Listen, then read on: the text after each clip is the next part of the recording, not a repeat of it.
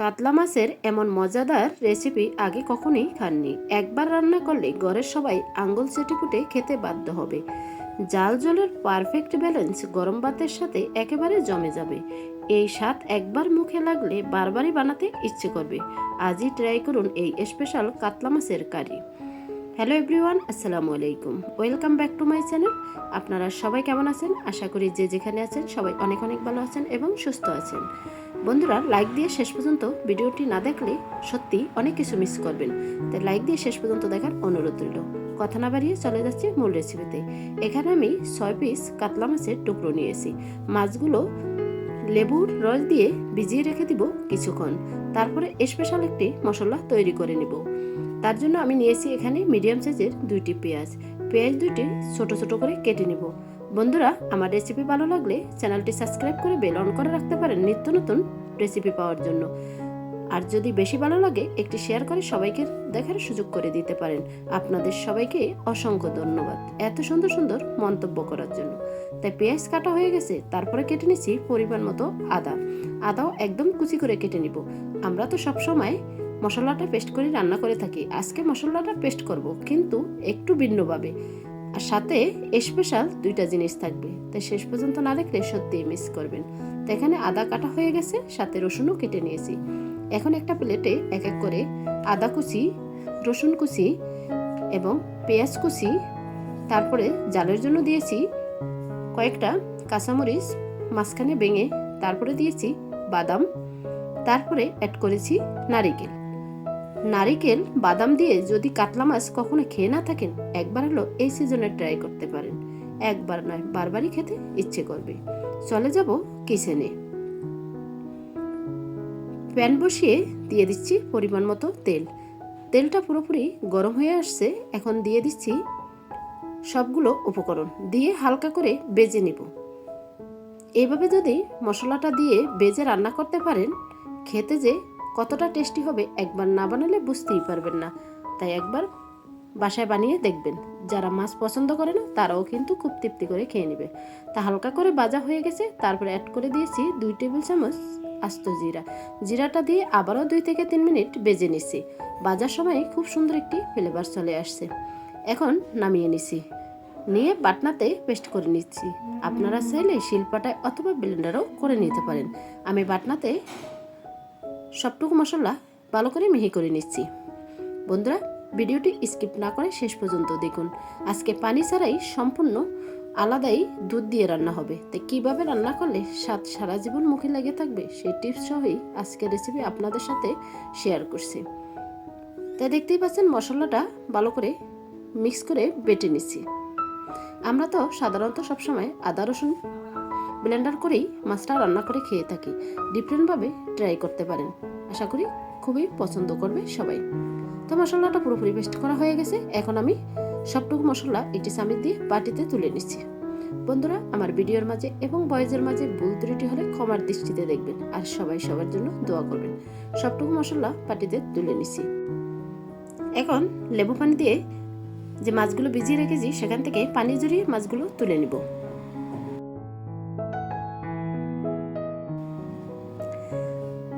তো সবগুলো মাছ আমি তুলে নিচ্ছি।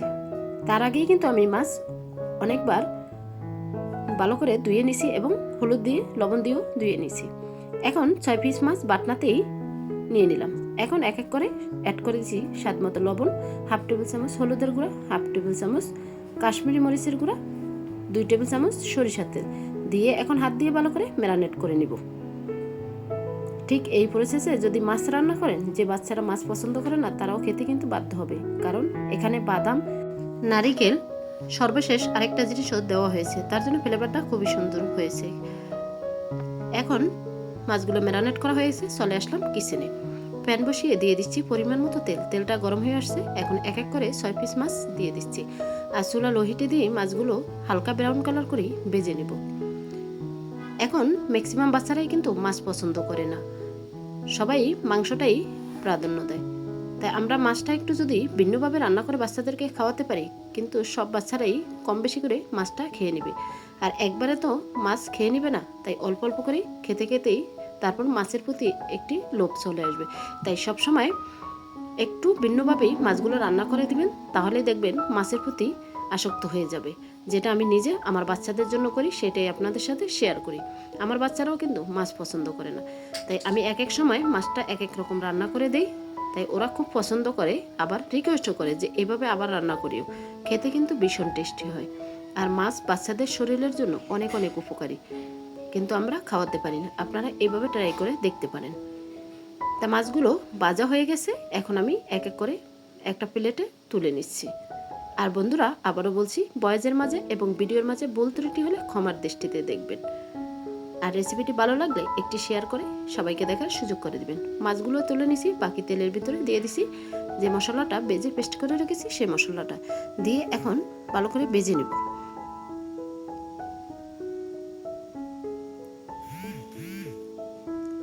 তো মশলাটা দিয়ে দিছি, এখন নেড়ে ছেড়ে ভেজে নিচ্ছি। আর যত ভালো করে কষাবেন ততই কিন্তু ফ্লেভারটা খুবই সুন্দর আসবে। এখন অ্যাড করে দিছি হাফ টেবিল চামচ লবণ, 1 টেবিল চামচ কাশ্মীরি মরিচের গুঁড়া, হাফ টেবিল চামচ হলুদের গুঁড়া, 1 টেবিল চামচ জিরা দিয়ে এখন ভালো করে নেড়ে ছেড়ে নিচ্ছি। এই মাছ রান্নাতে বেশি কোনো উপকরণ প্রয়োজন নেই, সামান্য কয়েকটা উপকরণ দিয়ে দুর্দান্ত স্বাদের কাতলা মাছের রেসিপি শেয়ার করছি। পানি দিয়ে ভালো করে মশলাটা কষিয়ে নিচ্ছি। এখন ঢাকনা দিয়ে কিছুক্ষণ ওয়েট করব। কিছুক্ষণ পর ফিরে আসছি ঢাকনা তুলে। এখন মশলাটা আবারও একটু নেড়ে ছেড়ে নিচ্ছি। তাই পুরোপুরি কষানো হয়ে গেছে, উপরে তেল উঠে আসছে। এখন মাছগুলো দিয়ে দিচ্ছি। এখন আলতো হাতে মাছগুলো নেড়ে ছেড়ে দিব। বেশি নাড়াচাড়া করা যাবে না, তাহলে মাছগুলো ভেঙে যাবে। বিশ্বাস করুন, যদি মাংস এবং মাছ টেবিলে থাকে আর এইভাবে যদি মাছটা রান্না করতে পারেন, মাংস রেখে মাছ দিয়েই বাচ্চারা খেয়ে নেবে। আর এই মাছের ঝোলের ফ্লেভারটাতে কত সুন্দর আর কত মজার হয়েছে, একবার ট্রাই করলে আপনারাও বুঝতে পারবেন। তা মাছটা দিয়ে নেড়ে ছেড়ে কিছুক্ষণ ঢাকনা দিয়ে রেখেছি। ঢাকনা তুলে আবারও হালকা করে নেড়ে ছেড়ে দিচ্ছি। আর যে কোনো মাছ, মাংস অথবা সবজি যত কষিয়ে রান্না করবেন ততই কিন্তু খেতে ভীষণ টেস্টি হবে। তারপরে অ্যাড করে দিছি এখানে 1 কাপ তরল দুধ। তরল দুধ আপনাদের হাতের কাছে না থাকলে আপনারা গুঁড়ো দুধগুলোও দিতে পারবেন। দুধটা দিয়ে এখন ভালো করে নেড়ে ছেড়ে নিচ্ছি।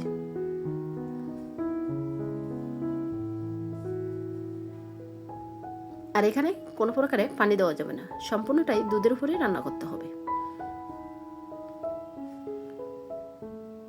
তো দুধ দিয়ে কিছুক্ষণ ভালো করে কষিয়ে নিয়েছি।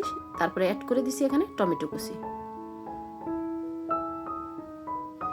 টমেটো দিয়ে আবারও কিছুক্ষণ নেড়ে ছেড়ে নেব। আর টমেটো সিদ্ধ হতে জাস্ট 2 থেকে 3 মিনিট লাগবে।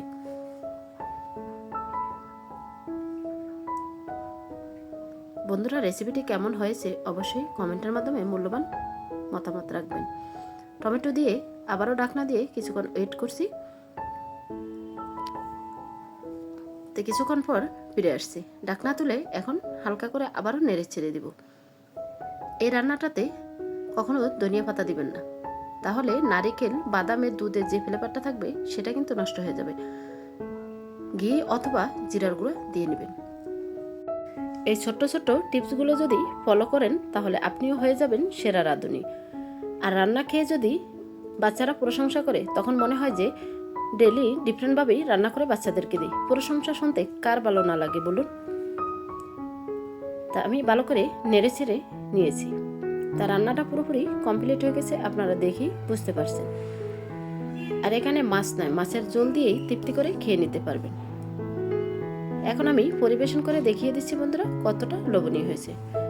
সাধারণ কাতলা মাছ যে অসাধারণ করে রান্না করে সবার মন জয় করা যায়, এই রেসিপি না দেখলে বুঝতেই পারবেন না।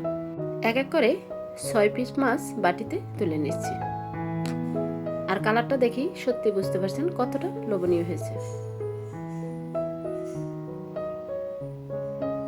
সবটুকু মাছ তুলে নিয়েছি। এখন কাছ থেকে দেখিয়ে দিচ্ছি বন্ধুরা কতটা লোভনীয় হয়েছে।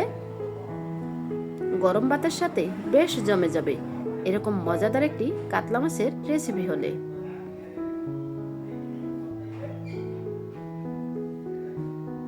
বন্ধুরা, আজই ট্রাই করতে পারেন। আর এইভাবে আপনি যে কোনো মাছ রান্না করতে পারবেন নারিকেল, বাদাম এবং দুধ দিয়ে। শুধু কাতলা মাছ যে রান্না করতে হবে এমন কোনো কথা নয়, যে কোনো মাছ রান্না করলেও খেতে ভীষণ টেস্টি হবে। তাই রেসিপিটি ধৈর্য সহকারে শেষ পর্যন্ত দেখার জন্য সবাইকে অসংখ্য ধন্যবাদ। সবার জন্য অনেক অনেক দোয়া এবং শুভকামনা রইল। তো আজকের মতো এখানেই বিদায় নিব। আবারও দেখা হবে আপনাদের সাথে নেক্সট কোনো রেসিপির সাথে। ততক্ষণে আপনারা সবাই ভালো থাকবেন, সুস্থ থাকবেন, নিজের খেয়াল রাখবেন, পরিবারের খেয়াল রাখবেন, আর সবাই সবার জন্য দোয়া করবেন। আসসালামু আলাইকুম রহমতুল্লাহি ওয়া বারাকাতুহু। আল্লাহ হাফিজ।